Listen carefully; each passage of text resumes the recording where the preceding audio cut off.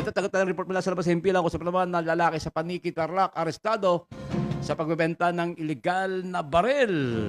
Narito ang balita ni Judah Briones.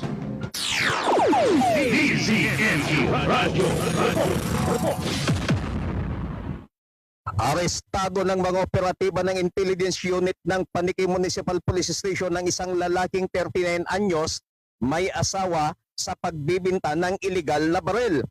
Ayon kay Police Lieutenant Colonel Samuel Kibete, Chief of Police ng Paniki Municipal Police Station, ay nagsagawa ng isang balidasyon ang kanyang matauhan sa Intelligence Unit hinggil sa pagbibinta umano ng baril ang isang lalaking suspect na residente ng Purok Sentro, Barangay Istasyon na Paniki, Tarlac.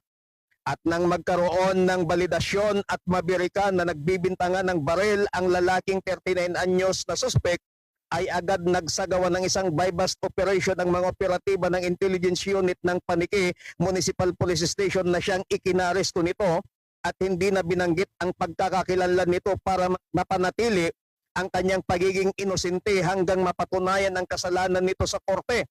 Ito ay alinsunod sa saligang batas ng Pilipinas na nagsasaad ng bawat akusado ay presumed innocent until proven guilty. Kaninang umaga, Nobyembre 26, 2025 ay nagkaroon ng buy-bust operation na kung saan ay nagawang magbinta ng isang kalibre 45 na arms core na baril na kargado ng 4 na bala itong lalaking suspect sa isang operatiba ng Intelligence Unit ng Paniki Municipal Police Station na nagpanggap na pusher buyer na siyang ikinaresto nito.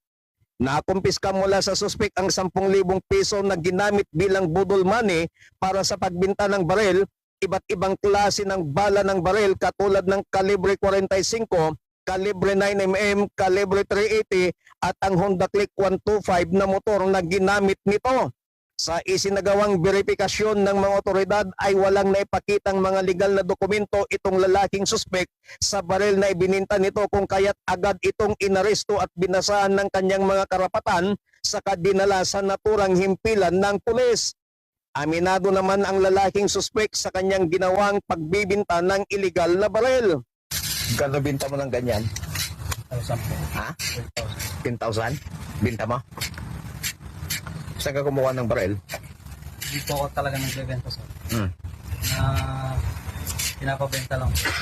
Pinapabinta lang sa'yo? Hindi ko lang nagawa yan, sir.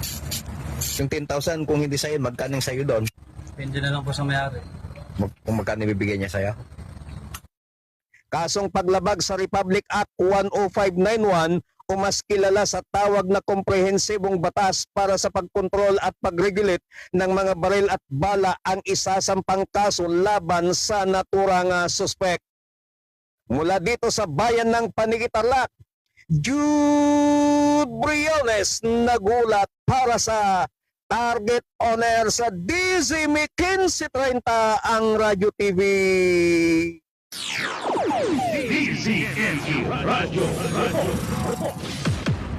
Maraming salamat kay Judah Briones. Ha?